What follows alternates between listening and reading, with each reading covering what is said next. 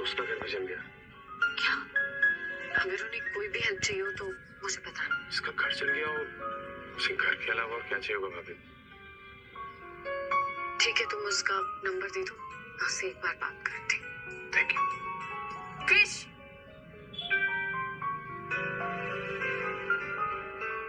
अभीरा भाभी की वजह से इतनी टेंशन हो रही है। तो इन्हीं थैंक यू बोल रहे हैं, इनकी साइड ले रहा है। मैं उनकी साइड नहीं ले रहा हूँ चारू, मैं बस अपने दोस्त की हेल्प करना चाहता हूँ। तो उसके लिए आप हम में से किसी के पास भी आ सकते थे ना। आप अपने फ्रेंड से कहिए कि वो कुछ दिन हमारे साथ हमारे घर पर रह ले। क्या है इसका दोस्त अपनी पूरी फैमिली के साथ बोरिया बिस्तर लेकर यहाँ हमारे घर में आ जाए? ये प्रैक्टिकल नहीं है, सब ऐसे कैसे हो सकता है? हम आपसे बात नहीं कर रहे, क्रिश से बात कर रहे हैं। तुम उनसे बदतमीजी कर रही हो। और जो ये घर में करती है, मैं किसी से बदतमीजी नहीं करती हूँ, मैं सच का साथ देती हूँ। बस कीजिए भाभी, आपको सिर्फ आपके करियर की पड़ी है, हम में से किसी की नहीं पड़ी। मुझे नहीं पता था आप इतनी सेल्फिश होंगी। बस आर्यन, अभीरा,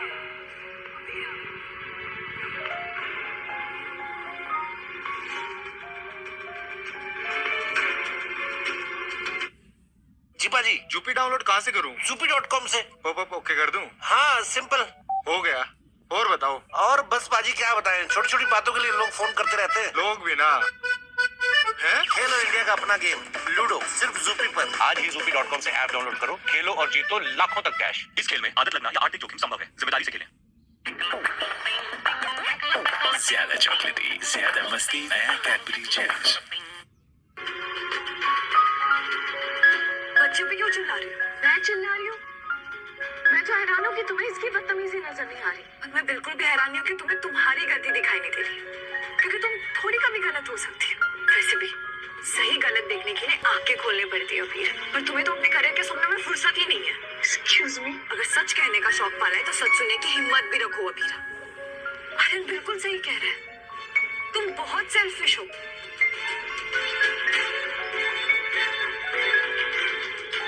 अपने करियर में आगे बढ़ने के लिए फैमिली की खुशियां कुचल रही हो।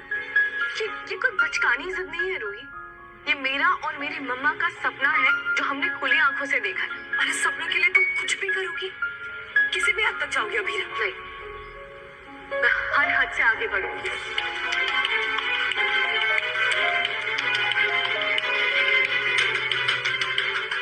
क्योंकि मम्मा मुझे विरासत में सही और गलत में फर्क करने का अनलिमिटेड टैलेंट देकर गई है।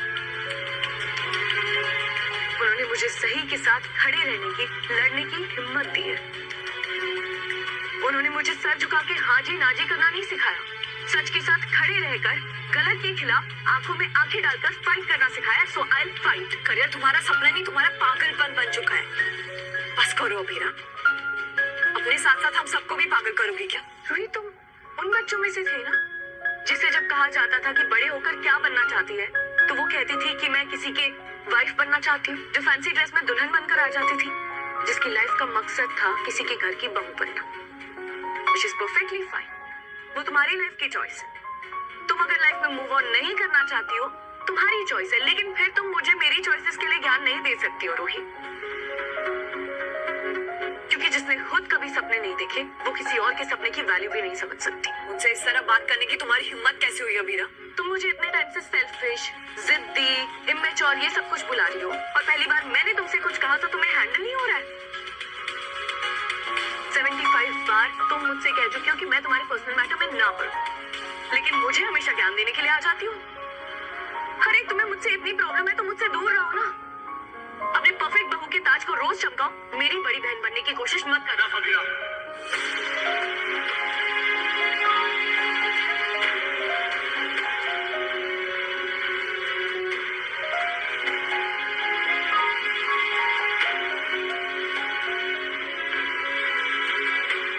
तुमने पहले दादी से लड़ाई की, फिर बच्चों से, अब रूही के पीछे पड़ गई हो। तुम्हें सबसे प्रॉब्लम है। रूही अपनी लाइफ में मूव ऑन करे ना करे, बिजनेस वीमेन बने, चाहे बहू बन के इस घर में पड़ी रहे, तुम्हें इससे क्या? तुमने डिस्कशन के बीच में अपने कान में रुई डाली थी क्या? जॉब निकाली है। मैंने भी तो एग्जैक्टली यही कहा कि ये मूव ऑन करना चाहती है या नहीं करना चाहती है, इसकी लाइफ की चॉइस है, और फिर मुझे ये गलत लगे या सही लगे, इट डजंट मैटर। लेकिन तुम्हें तो इसकी लाइफ की चॉइस एकदम सही लग रही होगी ना, तभी तो तुम मुझसे लड़ने आ गए, क्योंकि तुम चाहते ही हम यूं ये कभी इस घर को छोड़कर जाए। लाइफ रूही की है, जो ये चाहेगी मैं भी वही चाहूंगा। सुना तुमने? मैं बहरी नहीं है।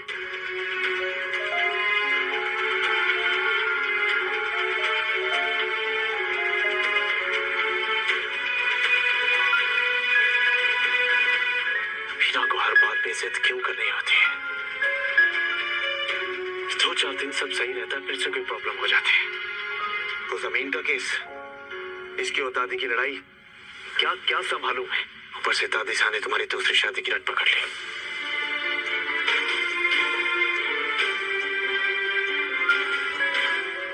पर तुम फिक्र मत करो, ये सब चल रहा है तो मुझे मौका ही नहीं मिला। मुझे जैसे ही मौका मिलेगा मैं दादी साहब से बात करूंगा। मुझे क्या टेंशन, तुम हो ना मेरे साथ।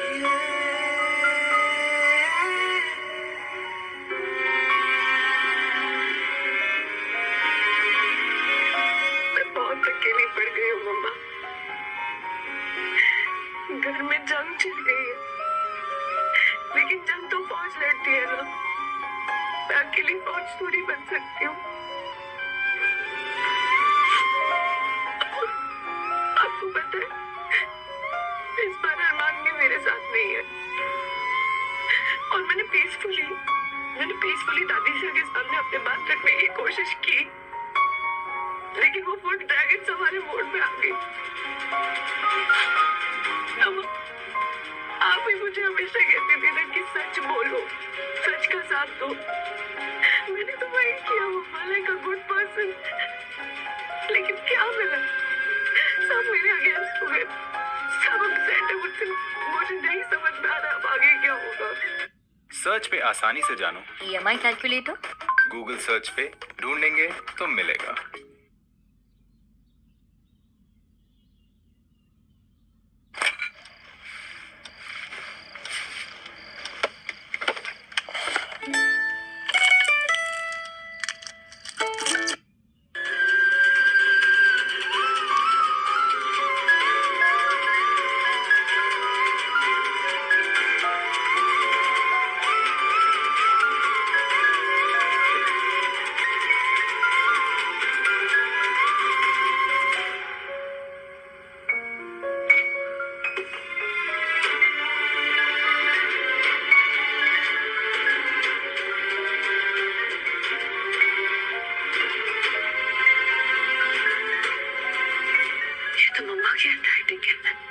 खुद को कभी अकेला मत समझना बेटा, तेरी मम्मा हमेशा तेरे साथ है।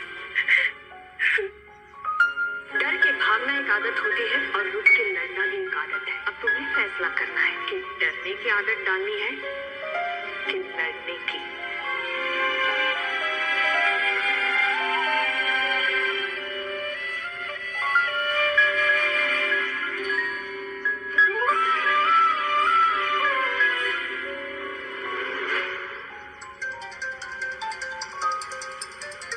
अननोन नंबर उठाओ या नहीं?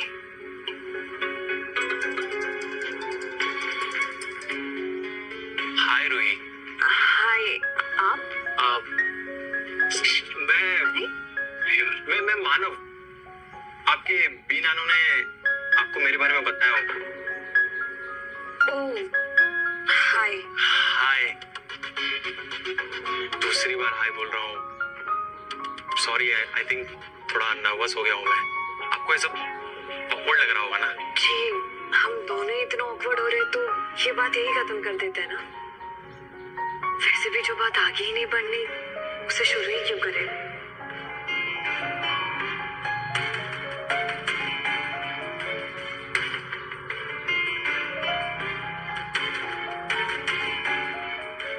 जरूरी तो नहीं कि एक लड़के और लड़के के बीच की बात एक ही डायरेक्शन में आगे बढ़े। मतलब? I mean, हम अच्छे दोस्त बन सकते हैं, बीबी और एमजी की तरह। जी नहीं, टेक्निकल इश्यूज है। आपकी दादू और मेरे भी नानू बचपन के दोस्त हैं और हमारे बचपन को गुजरे कई साल हो चुके हैं।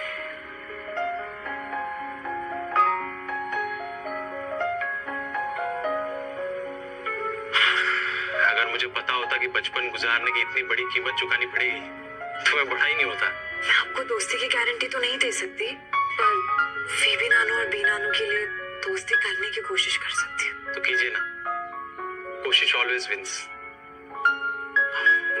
सॉरी, मैं अपना सेंस ऑफ ह्यूमर थोड़ा ठीक कर गया था। ठीक है, अब हम बाद में बात करते हैं। बाय। रूही,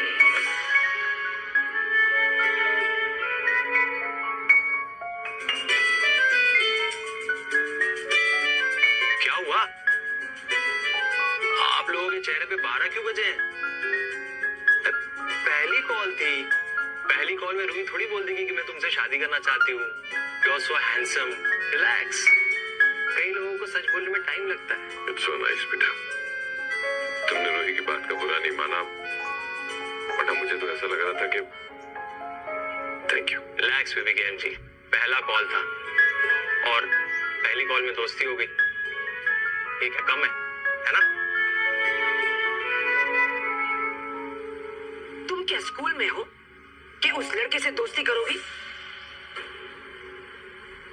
तुमने क्यों कहा कि बात आगे नहीं बढ़ानी?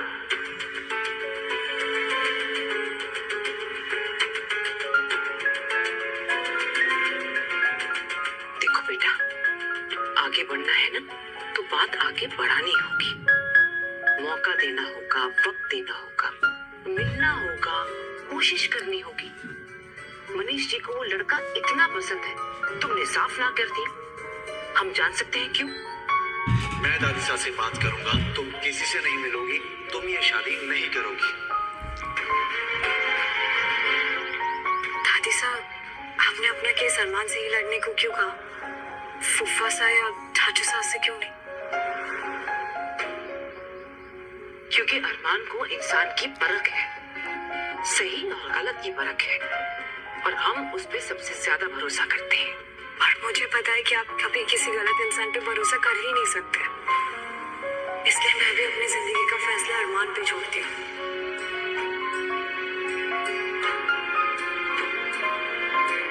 अब अरमान मानव को परखेगा, और अगर उसके बाद अरमान मुझसे कहता है कि मैं मानव से शादी कर लूं, तो मैं शादी कर लूंगी दादी साहब।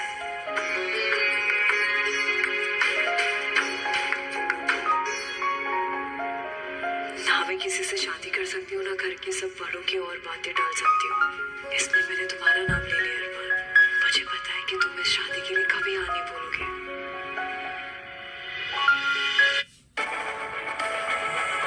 बॉर्नवीटा सिर्फ ताकत नहीं, विटामिन डी की ताकत।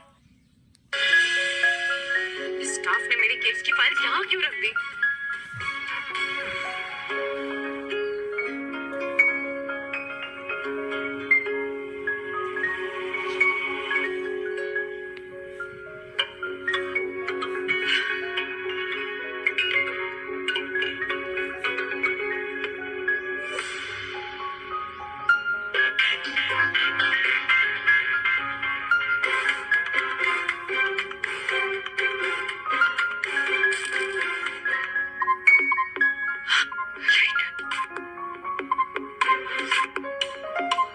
फोन कहाँ चला गया?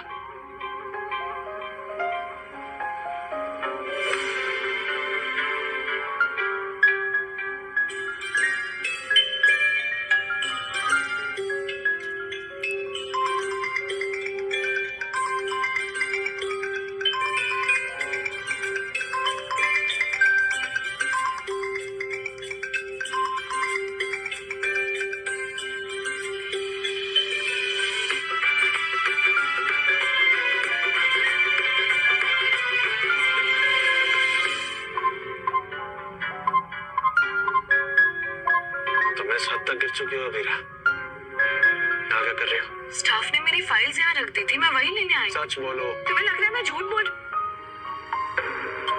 तुम्हें लग रहा है कि मैं यहाँ पर कुछ चुराने आई थी? रियली? हाँ, मुझे यही लगता है। मुझे लगता है कि तुम ये केस जीतने के लिए कुछ भी कर सकती हो। अपने उसूल, अपनी पर्सनल लाइफ सब भूलने को तैयार हो तुम। You know what? तुम सिर्फ कहने के लिए वकील हो, लेकिन असल में तो तुम जज हो, क्योंकि आते ही फौरन तुमने फैसला सुना दिया कि मैं यहाँ कुछ गलती करने आई थी। कूल, मैं जा रही। तुम अपनी पर्सनल और प्रोफेशनल लाइफ दोनों मिक्स कर रही हो। इसका अंजाम अच्छा नहीं होगा। तुम मुझे धमकी दे रहे हो? मैं तुम्हें समझा रहा हूँ। तो समझदारी के मोती पहले अपने आप को गिफ्ट करो। तुमने कौन सा अपनी पर्सनल एंड प्रोफेशनल लाइफ अलग रखी है? केस में सबूत देखे जाते हैं, गवाह देखे जाते हैं, लेकिन तुम्हें तो सिर्फ दादी सा नजर आ रही है। तुम्हें सिर्फ अपना करियर नजर आ रहा है। कभी तुम लोगों से लड़ रही हो? जी नहीं, मैं तो पहले आराम से प्यार से बात करने आई थी, लेकिन तुम और दादी साहब ने कान में ईगो की रुई लगाकर बैठे थे। तुम ये केस सिर्फ अपने ईगो के लिए और दादी साहब की रेपुटेशन के लिए लड़ोगे, लेकिन मैं सच के लिए लड़ूंगी और सच्चाई से लड़ूंगी। अभी ना इंसान को खुद पे भरोसा होना चाहिए, लेकिन तुम एरोगेंट हो रही हो। ऐसे घमंड से नाकूची करके चल रही हो, ठोकर खा के गिरोगी जरूर।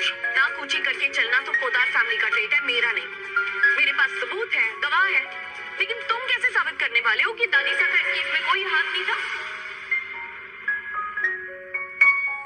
भले ही आपका कोई हाथ ना हो मासा, पर ये केस आसान नहीं होने वाला। देव शेखावत की फर्म के लोग उनको रिबो से जाके मिल रहे हैं, उनसे बात कर रहे हैं।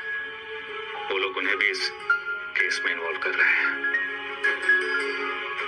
करने दीजिए जमाई साहब, हमारे साथ अरमान है और हमें उस पे पूरा भरोसा है। ना तुम्हें मुझ पे भरोसा है, ना दादी साहब पे भरोसा है। तुम्हें क्या लगता है तुम्हारी शादी किसी गुंडे मवाली की फैमिली में हुई है? हम गुंडों का साथ देते हैं? हम गुंडे या कोई माफिया है? गरीबों के दुश्मन है हम लोग? Are you mad? मैं ऐसा कुछ भी नहीं सोच रही हूँ। तो फिर दादी साहब के खिलाफ क्यों खड़ी हो रही हो तुम? मैं दादी साहब के खिलाफ नहीं, नाइंसाफी के खिलाफ खड़ी हो रही हूँ। मैं ईमानदारी से अपना काम कर रही हूँ। तुम्हें पता है कितने लोगों की सर से छत चली गई है, कितने लोग सड़कों पे आ गए हैं? तुम क्या चाहते हो कि उन लोगों से मैं अपना मुंह फेर लूं, अपनी जमीन का मर्डर कर दूं सिर्फ इसीलिए क्योंकि दादी साहब का नाम इस केस में आया है? हर अखबार में, न्यूज चैनल्स में, सब जगह आप ही का नाम लिया जा रहा है मासा। कुछ बिगड़ा तो आपको जेल भी जाना पड़ सकता है। इस केस से दादी साहब को जेल हो सकती है। सुना तुमने? जो नहीं हुआ है उसके बारे में सोचकर फिक्र के स्विमिंग पूल में डूब रहे हो, लेकिन जो हो चुका है, इतने सारे लोग दादी साहब की वजह से अस्पताल में पहुंच चुके हैं, उसके बारे में तुमने एक बार भी नहीं सोचा। तुमने मुझसे कहा था ना कि तुम्हें मैं मेरी मम्मा की बेटी नहीं लगती, लेकिन आज तुम एक बात सुन लो, मुझे तुम मिसेस अक्षरा शर्मा की स्टूडेंट नहीं लगते। तुमने उनसे कुछ नहीं सीखा। मैं उनके ही बताए रास्ते पे चल रहा हूँ। अगर तुम मम्मा के दिखाए रास्ते पर चलते तो तुम युवराज का केस कभी लेते नहीं, वो भी मम्मा के खिलाफ। उस वक्त मुझे युवराज की असलियत पता नहीं थी, पर जब मुझे उसकी असलियत पता चली तो मैंने अपनी भूल सुधार ली अमीरा। और उसके बाद क्या हुआ? तुम्हारे अपने फैमिली मेंबर ने, फूफा ने, उस टुच्चे मुच्चे लुच्चे जुगराज की बेटे का साथ दिया, राइट? तो अब क्या करोगी? मेरी फैमिली में उंगली उठाओगी? अरे वो बुरे लोग हैं, गुंडों का साथ देते हैं क्या? अरमान बस एक मिनट के लिए अपने फैमिली के सारे एहसान भूल जाओ कि तुम इस घर के पोते हो, और एक बार लॉजिकली एक वकील की तरह सोचो तो तुम्हें भी दादी साहब गलत ही लगेंगे।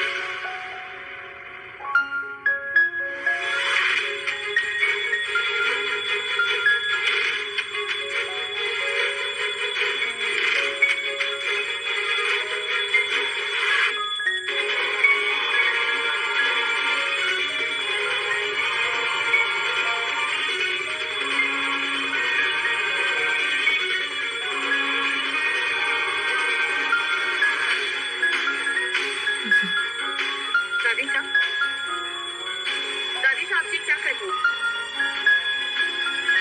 दादी साहब तुम क्या कर रही हैं? अपनी लाठी क्यों उठा रही है दादी साहब? दादी साहब, क्योंकि तुम सबसे अलग हो लड़की। तुम हमारे खानदान की पहली बहू हो जो घर जोड़ने की नहीं, घर तोड़ने की बात करती हो।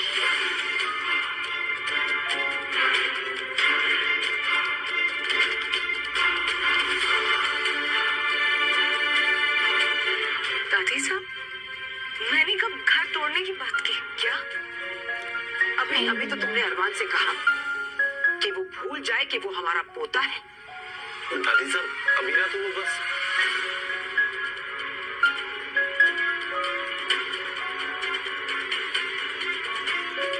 तुम्हारी हमसे किस बात की नाराजगी है? हमने तुम्हें ठीक तरह से अपनाया प्रवेश में तुम्हारी आरती नहीं की, लो अब तुम्हारी आरती कर ली।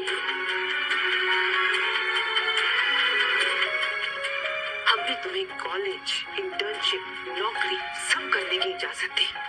हमने तुम्हारे लिए अपने बनाए हुए नियम भी तोड़े, लेकिन तुम हमारे परिवार को, इस घर को तोड़ रही हो, अरमान को हमसे दूर कर रही हो।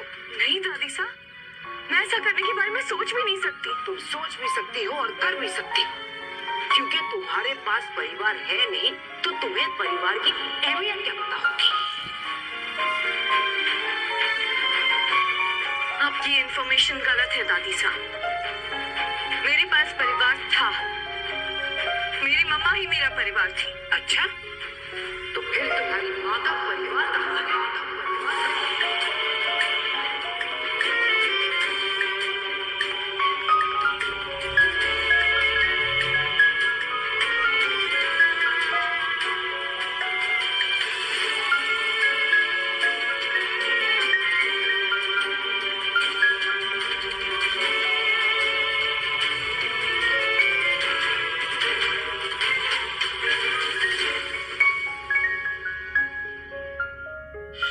कल सुबह मनीष जी के यहाँ जाना और मानव से मिलना होगा। अगर तुम्हें लड़का ठीक लगे तभी शादी की बात आगे बढ़ेगी। यही रूही का फैसला है। भैया आगे से राइट ले लीजिए, सामने ही पन्नानू का घर आ जाएगा। भैया आप ऑटो घुमाओ। भैया